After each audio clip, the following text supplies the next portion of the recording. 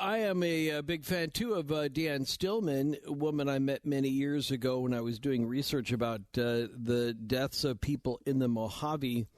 What I love most about her research is that she's always off to something else. And in this case, we're going to have her walk us through what's referred to as a conspiracy between Lee Harvey Oswald and his mother. Now, we all know his mother she just was a pistol. I mean, that's putting it nicely. And somebody who used to shoot off her mouth for just about any kind of, check or credit card or cash that you had on you. She was unbearable, I think, would be a good way to describe her. And as a mother, she was oppressive. But what does Deanne mean about a conspiracy with her son? Next on Coast to Coast AM, this is Ian Punnett. Hi, Deanne Stillman. Hi, Ian Punnett. Thank you so much for having me back on your show. Thank you for continuing to work on things which are coast to coast worthy. I really appreciate that. I never would have thought about having you on to talk about your book about wild horses, but I should start by mentioning that because of the loss of one of our regular coast to coast guests. If people missed that, they can go back and listen to the first hour. It's on YouTube. If you subscribe, it's there for you always at coasttocoastam.com. But a guy who believed that he was a horse. Oh, I saw your post about that on Twitter. You mean Jason or Justin the horse? Yeah, Jason the horse. We played a couple of clips from him. Pardon me? Quite amazing. I mean, he was so convincing. Was the interesting part. And there are people who are experts on his particular breed of horse. And I used to call in and try and stump him. And he was like, nope, that's not how it worked. And they're like, wow. Well, I mean, plenty of people, think that the horse is their spirit animal, which I totally understand or identify with horses in any number of ways. And, of course, the horse is one of our great American icons, and it's all about being wild and free, so I get it. Sure. Well, he took it up a notch. And you, I think we originally started talking about 29 Palms and then Desert Reckoning. And you can find out more about Deanne Stillman by linking up to her at coasttocoastam.com. But this new book is a very intriguing use of the concept of conspiracy, but I don't want to get there yet because I don't think everybody. I mean, there's like a whole generation has passed since they were accustomed to turning on a radio or a TV and seeing Marguerite Oswald going off about her son and his innocence and the government and whatever. So let's go back to the beginning. First of all, let's talk about birth order for people who don't know. Lee Harvey Oswald was not the firstborn of Marguerite. In fact, he was he came from a later marriage. I think that had a big effect on him. But talk about sort of this family, this kind of compressed family that he grew up in. Well, let's go back a little bit further. First of all, Marguerite Oswald, née Claverie, grew up in a poor household with 5 other siblings in New Orleans, and her father, who would be Lee's grandfather, worked as a streetcar conductor in, the early or late 19th century, early 20th century in New Orleans, and didn't earn much money, and they had a big family, and they really, kind of scrimped along, but nevertheless were in some ways kind of a typical New Orleans family of that time. I mean, we all know how music infuses New Orleans and sure. Kind of as a signifier of New Orleans, and there was evidently a lot of singing and dancing in the household, and Marguerite herself was said to have had a beautiful voice and liked to dance and play the ukulele. And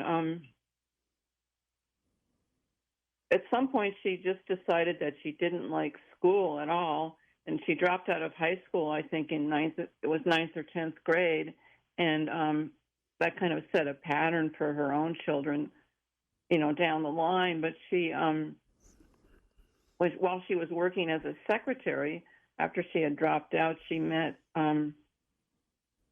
She had this one marriage, as you mentioned, but then she met Robert E. Lee Oswald, her second husband, and then they had one son, Robert Lee Oswald Jr. Robert E. Lee Oswald Jr. And I'll talk more about the significance of being named after the Confederate general. But their second son was Lee Harvey Oswald, and he was born a few months after Robert E. Lee Sr. died. So he did grow up. He had this older brother, and then later Marguerite remarried, and so he had a half brother. But he grew up in without a father, basically, except for there was a brief period of time that Marguerite had married yet again. So Lee had a stepfather for a while, and which was quite meaningful to him, but it didn't last long. And I think the lack of a father in the household, took a toll on him. And there were frequent moves. I mean, I think I have to double check in my book about the exact number of moves, but it was like even by the time Lee was in 4th or 5th grade, they had moved like 13 times. Right, and that's what I thought too. Marguerite just had this. She was not able to stay. She was just quite a frenetic person, and she was not able to stay in any one place for a long period of time. And she moved from job to job to job. She had a series of menial jobs, babysitter, nanny. Sometimes she worked as a peddler in her own home and selling notions, out of the front room and so on. It was always kind of scrabbling for money. And, this was during the Depression. So, of course, everyone in the country was having problems with money in big ways. And around that time, in the 1930s, before Lee was born, actually, a figure named Huey Long rose to prominence in Louisiana, and he was a populist figure who became quite a powerful politician, ultimately elected governor, and had this huge following in New Orleans and ultimately nationally. And his slogan was "Every man a king, every woman a queen." And I think that was something that Marguerite picked up herself and felt, it kind of, the slogan characterized the situation for a lot of people in the country where they weren't, they were broke and busted and resentful of the upper classes. And that was something that for Marguerite really festered. I mean, she never was able to get past that. And I think she passed on this resentment of people who fared better in life than she did. She passed on this resentment to Lee in a very big way. And he kind of grew up feeling victimized and, the world owes me a living, and how come we always get the short end of the stick. And whenever he got in trouble at school, he would make some excuse, like it's a free country and I can do what I want. And Marguerite backed him up on all of this and was constantly blaming everyone else for her son's behavior. And I think all of this sort of thing, resentment of people who were wealthier and failing, the unwillingness to take responsibility for her own behavior, and ultimately Lee, kind of was something passed on to Lee. All of this snowballed into this disaster that erupted Right. November 22nd, 1963. But in fact, you have to factor in some other things, which we can get into. But first we should mention that the Kingfish, Huey Long, was himself assassinated, 1935. Right. That's right, and I'm glad you mentioned that because Lee loved reading books, and he was often in the libraries, kind of starting in his teenage years, and then after he defected to Russia, which some people may not know, he had joined the Marines and then defected to Russia for a couple of years and then came back. And when he returned to the U.S., he spent more and more time in the library and would read things like James Bond novels and Karl Marx. And but one of the books that he had checked out was a biography of Huey Long, and I thought that was kind of interesting when I found that out because, as you mentioned, Huey Long was assassinated, and he was reading that book shortly before JFK was assassinated. Yeah. So, there are a lot of parallels between Huey Long and JFK in a general way. I mean, Huey Long was a con man and ultimately a fascist. And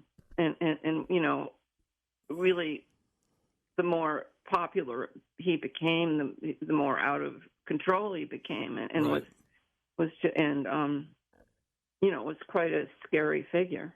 And his politics were very ill-defined. He lined his own pockets. He lived like a king while he told everybody else. That's a good point. He did. Yeah. But again, so let's dial it back a little bit because Marguerite Oswald had, as you mentioned, it was all about money. It was money, money, money, money, money, money, money. And that was something that was imprinted on her at an early age out of her poverty and continued on, obviously, long after her son was killed by Jack Ruby. But do you think that she had ambitions to be rich and famous even when she left the house, to seek a different life and dropping out of high school? I think that she was so resentful and just harbored so much disdain for the people she worked for that there was this thing that festered inside her, and it snowballed and turned into this huge cloud over her life. The world owes me a living, and why do I have to do this? And it's everyone else's fault. And if I one day I'll hit the lottery and everything will be fine. Right. And even though she had this resentment towards her employers, there was a flip side to that, which was that she she had a great deal of admiration for royalty. And I'm referring to the kings and queens of England. And for instance, she at one point had sent away for the family coat of arms and took great pride in the fact that one of their ancestors, and I'm talking about on the Oswald side of the family, not really her own family's ancestor, but her, an ancestor by marriage. She took great pride in the fact that there was an Oswald who's listed as a knight. I can't remember to which king, but he's listed as a knight in Burke's Peerage. It's in my book, American Confidential. I should mention the title. But it was a big deal to her that they were related to royals, and I think she passed that on to Lee. That it was like someday, maybe this could be you, and we're not really nobodies. Look at this. We're important people, and we haven't gotten what we deserved. And don't let people take advantage of you. And, I have a section in my book where they moved, there were all these moves, as I mentioned, from New Orleans to Fort Worth to Dallas and back to New Orleans and so on and so forth. That was kind of the circuit they were on. But at one point they moved to the Bronx to live with her second son, John Pick, Lee's half-brother, who was then stationed, I think he was a Marine or maybe it was in the Air Force, but at any rate he was stationed at Ellis Island in New York and lived in the Bronx with his wife and child. And Marguerite had always insisted that her sons kind of chip in for household expenses, which she expected them to, and they felt that she wasn't straight with them about what was going on with all the money. I mean, it wasn't just that she had this crappy kind of upbringing and was for real, like kind of stranded in the working class, but that they felt that she took advantage of them and manipulated them into to really kind of devoting their lives to her in a very, in an unfulfilling way. And she expected them to, like, pay the rent and just take care, the world owes, back to this thing I was saying, the world owes me a living, and why don't you help me make one kind of thing. And the one I want. Not just a living, but the one I want. Right, the one I want. People take care of me. So they moved in with her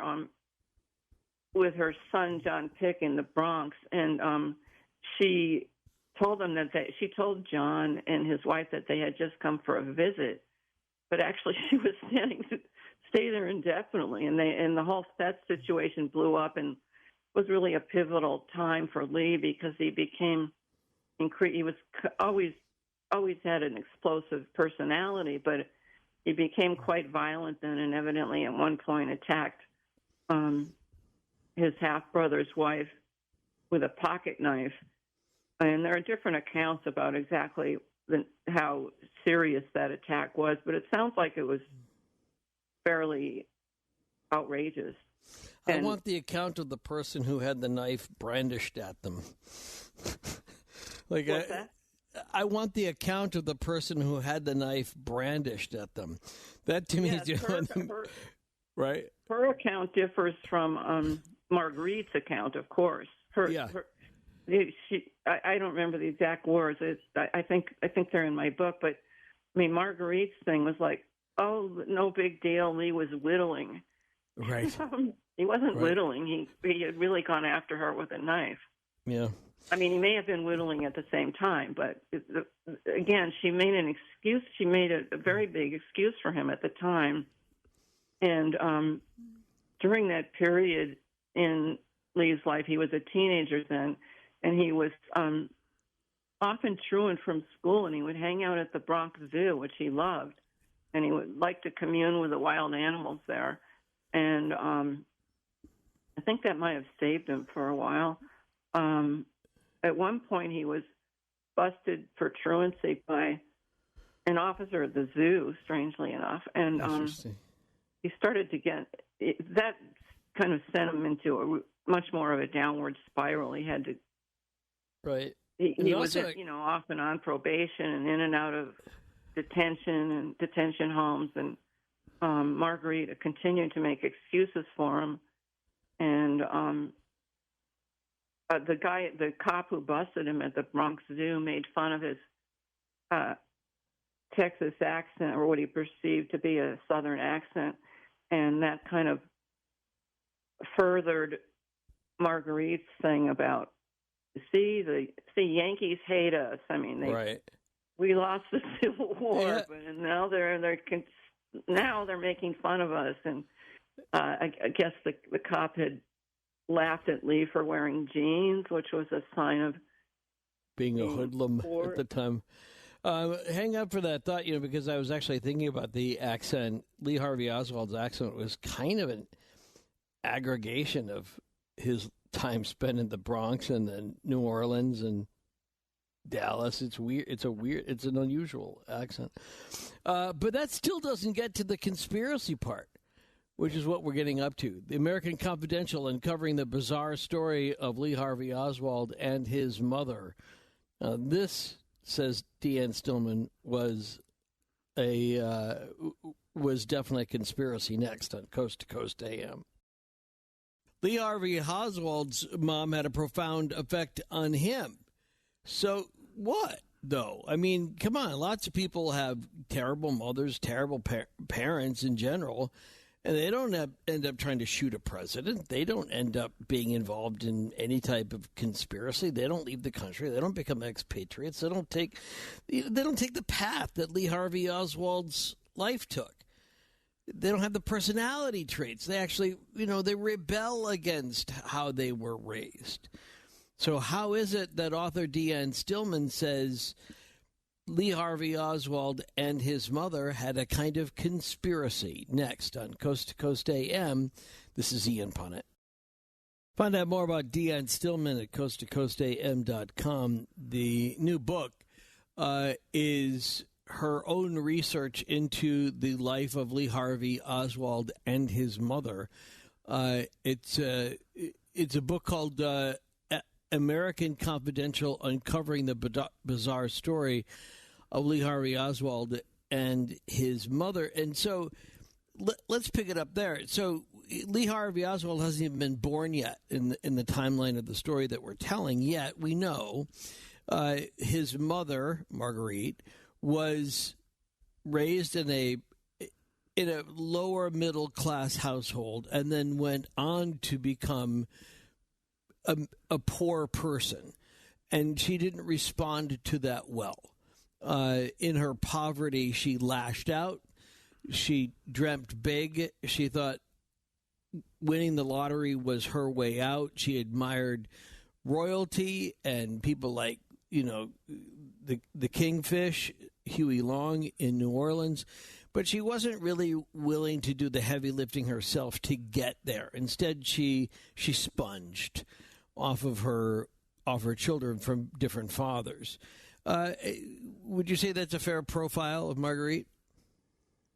Yes, that's an excellent profile. I mean, here's an example of how she was taking advantage of her sons. Her son John Pick, from her first marriage, she had told him that, I guess it was Robert, her second son, Lee's older brother. She had told him that, no, I'm sorry, I got a bit. It was John Pick. She told him that when she got divorced from his father, that there was no child support. But then when John Pick himself got married and was going over some tax forms, he found out that his father had indeed been paying child support for 18 years, and that Marguerite lied and said there was no child support. So that was an example of, an incredibly egregious example of how she, belittled her son's father directly to him, and also withheld money that was his, basically, and kept it for herself, apparently. So that's just one example. I mean, to get to your point about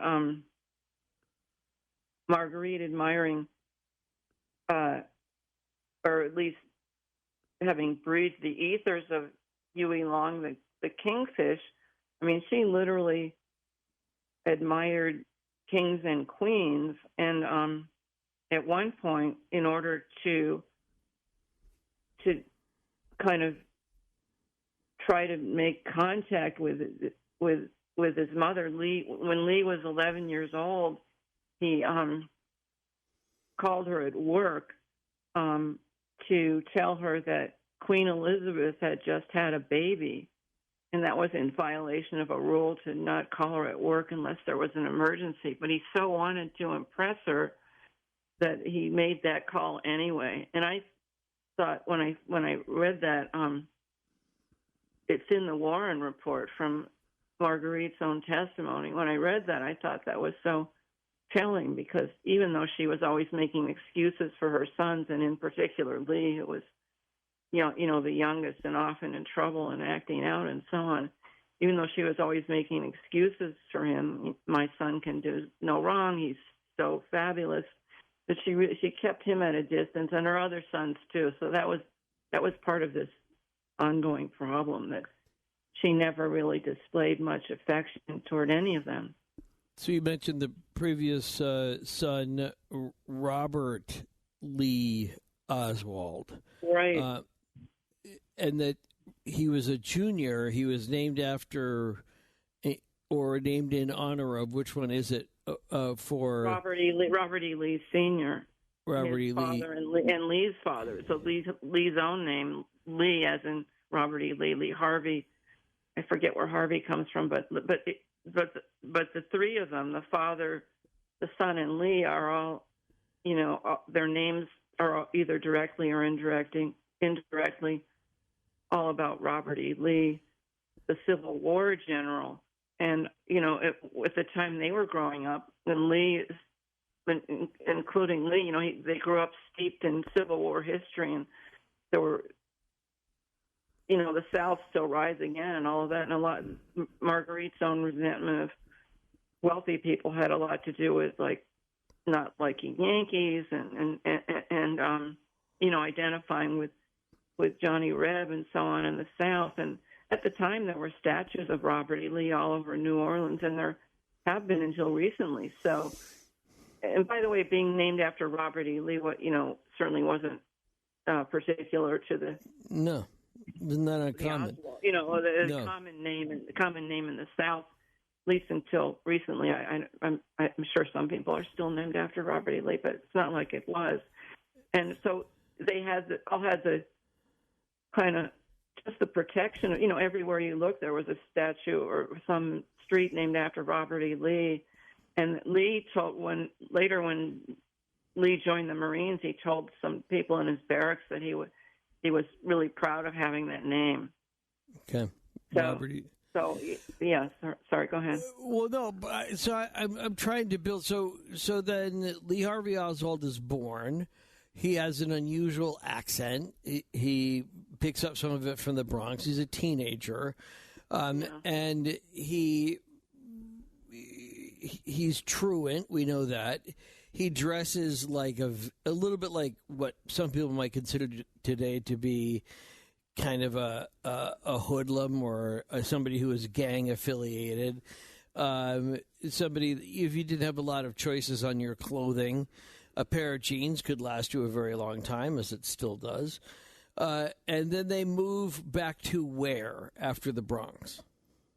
Well, after Lee kept getting into trouble in the Bronx, and the social workers had given Marguerite an ultimatum, like Lee needs to come in to meet yet again with his probation officer.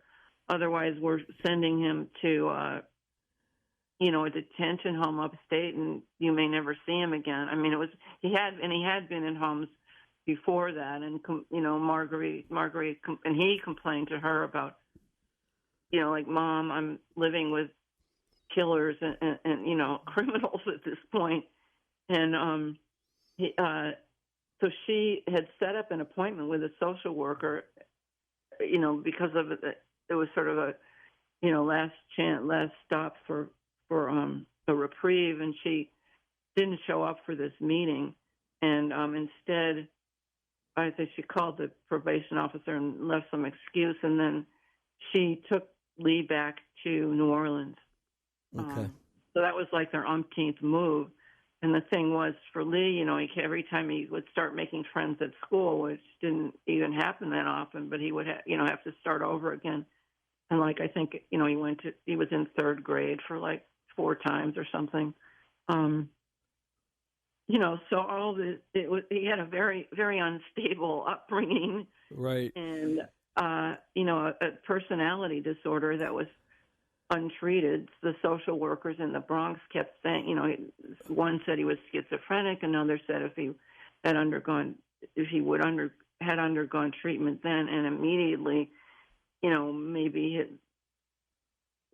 things could have changed for him. But that was right. a real make that bust at the zoo where they made fun of him for being from the South. Right. And then the way his treatment and his mother's refusal to have him taken care of properly, and then running away back to New Orleans for another move, all of that kind of, aggravated whatever today, maybe he'd be diagnosed as bipolar, or having Asperger's syndrome, or any number of other disorders, and it would be treated.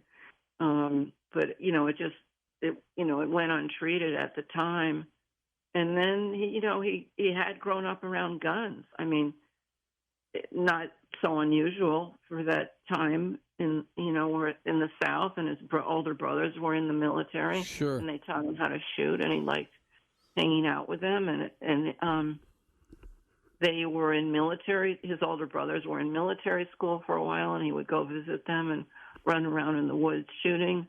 Although, he seemed to have his older brother Robert would later say that Lee was a good marksman, and but he had demonstrated cruelty towards animals. He had evidently there had been at least one incident where he cruelly shot. It was a squirrel or a rat. There's some terrible act of cruelty while they were shooting. That Robert notes in his own writings, and so there was that kind of thing going on, but Lee, like his mother, dropped out of high school when he was 16, or he lied about his age and joined the Corps, and that again was following his brothers, because they too were in the military, but also in the tradition of Robert E. Lee, Sure. military. Joining the military was a thing that Southern boys did and still do in a lot of ways. So, but here's what interests me. And again, we're talking with Deanne Stillman. Her new book is about Lee Harvey Oswald and his mother. And there's so much about this which is fascinating and illuminating. And in fact, I don't know. I don't have any expertise in this in particular, except at a kind of a triage level for recommendations over the years. But I mean, I don't know that he qualifies either under Asperger's or whether it's he's bipolar in some way. It seems to me, if I had to put a name to it without having, now that the way you describe him, is he had oppositional defiant disorder, which is a kind of it's a little bit of a general term, but symptoms typically are develop right around 8 years old, and it makes a child irritable, argumentative, defiant, aggressive. And this sort of a kind of vindictiveness, and that vindictiveness gets played out in a bunch of different ways. Perhaps, picking on people that are smaller than them, sort of they're typical bullies, or they go after animals, or they do other things, but they just don't fit, and they crave fitting in a way. They like the notion of being part of an organization, but they can't stop themselves from oppositional behavior, where they always seem to be self-sabotaging. They can do it for just a little while, and then they sabotage. So whether that's whichever diagnoses we use for Lee Harvey Oswald, we know he goes into the Marines. He lies to get into the Corps. And he may not be the sort of a genius that he's often described as being, that he was of above average intelligence. Yeah, maybe he was, but there's not a lot of evidence about how above average he was. I think he was probably smarter than a lot of people give him credit for. I mean, he was dyslexic, so it's hard to tell from his writings. But, so are a lot of people who do quite well. Right. By the time he joined the Marines, he was kind of a loose cannon. And I think, there were some things he was able to hold it together for a while. And, interestingly enough, when he defected to Russia, he almost becomes a different person. When he was there, he was like, I guess 18, 19, or 19 and 20 years old. And it was he was almost acting like a college student. I mean, I recount all of this in my book. He went to dances and he was dating a lot of women and really cutting loose and kind of acting like a typical college student who had been away from home. Yeah, but he was the center of first time, and in a way he was, because being in Russia was not boot camp.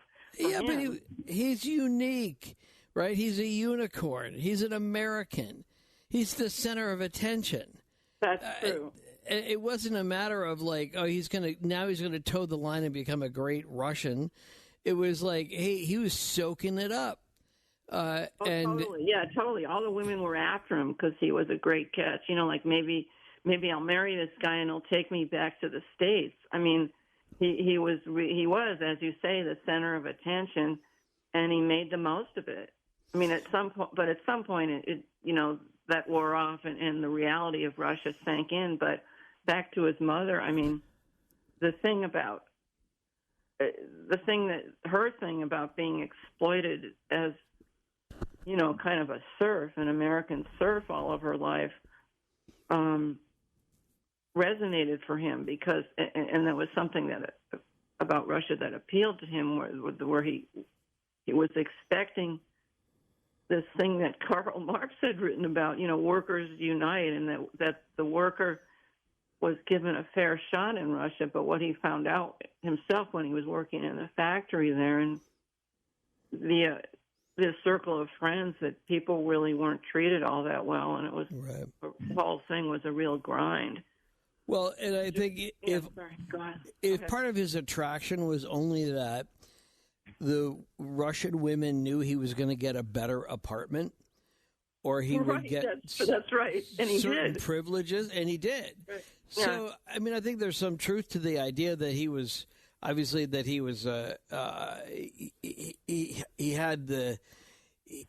he had become a catch. I think some of it just may be self-interest in the part of other people that says, look, I don't have to live with my parents anymore. I won't have to live in squalor. I'll just live with this guy. And wow, how exciting this is. And we'll go out to things and we'll be seen together. And there's a certain cachet, almost like, I married the defector, which then got obviously turned on its head when he came back to the United States. But Deanne, for people who are following the story, we still come back to, while it's true that he was he had his troubles, and he was mentally disturbed, maybe on all sorts of different levels, and he may have had some success as an individual, and he had promise anyway as an individual, and that she was a hot mess of a mom. How does that amount to a conspiracy between these two? Even when we put the word in italics, we're going to use it a little loosely, and we'll get to that coming up next with author Deanne Stillman on Coast to Coast AM. This is Ian Punnett.